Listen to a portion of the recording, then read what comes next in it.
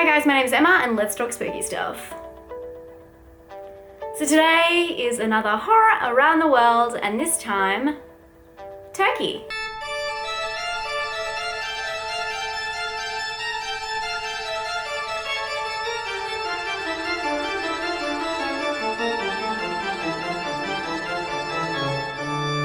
So every week you guys try to hoax me into giving you a hint for the next horror around the world. This one, Turkey, no one guessed. And it's because I gave the hint that the country is gonna take over the world in regards to the horror genre.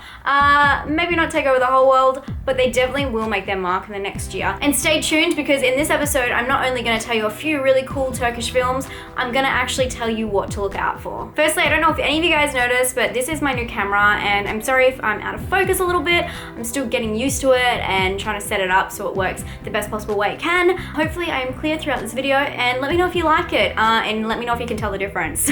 So Turkey for me was something really special in this series. I've never before had such a culture change within the horror movies I watch, and I really love that all of the Turkish films kept their culture and portrayed their characters through that. I found myself having to Google what certain spiritual beings were and little sayings and things throughout the movies. I found it really interesting, and I learned a lot about jinns. If you guys don't know what jinns are, definitely look them up before you watch these movies, because it will help out a lot.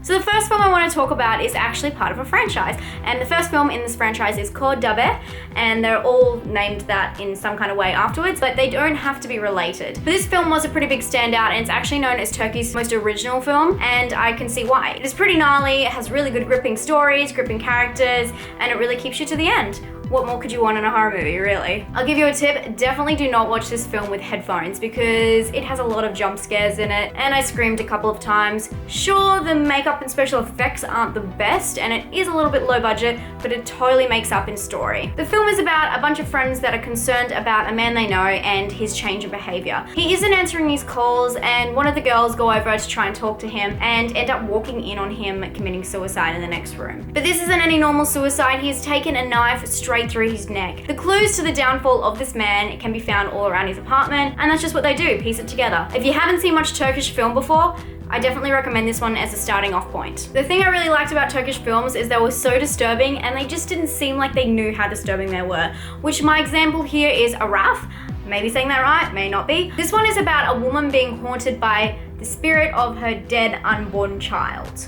Although this film isn't as polished as I would have liked, it definitely has some really disturbing scenes, such as a girl walking through a graveyard dragging a dead fetus on a rope. If you don't mind a low-budget film, as long as there's an original story, this one's for you. Okay, I'm gonna turn this around a little bit, and I'm gonna go back to DABBE, and this is number 3 in the series, but number 3 doesn't really have anything generally to do with the first one. This one's very Paranormal Activity-esque. It is a found footage film, but what I really liked about this film is it did bring in the Turkish culture a lot into the story, and this is one of the ones where I was researching kind of different things that were in the Quran that were in the movie. And it was an eye-opener, and I really felt like I learned a lot, which is really fun when you can watch a horror movie and it's educational. So the storyline for this one, it's like a setting with a young family living in a house, and the mother keeps sleepwalking and doing weird things at night, so they set up the video cameras, which makes the found footage, so that they can figure out what's going on at night. The great thing about this film is it actually shows you everything. So you know when you watch like a Paranormal Activity film and you don't know who Toby is, and you don't know who this person is, and you don't understand, and then you watch like a few more and then it all wraps around. This movie has it all contained into one, which is really great. It's good to watch a movie and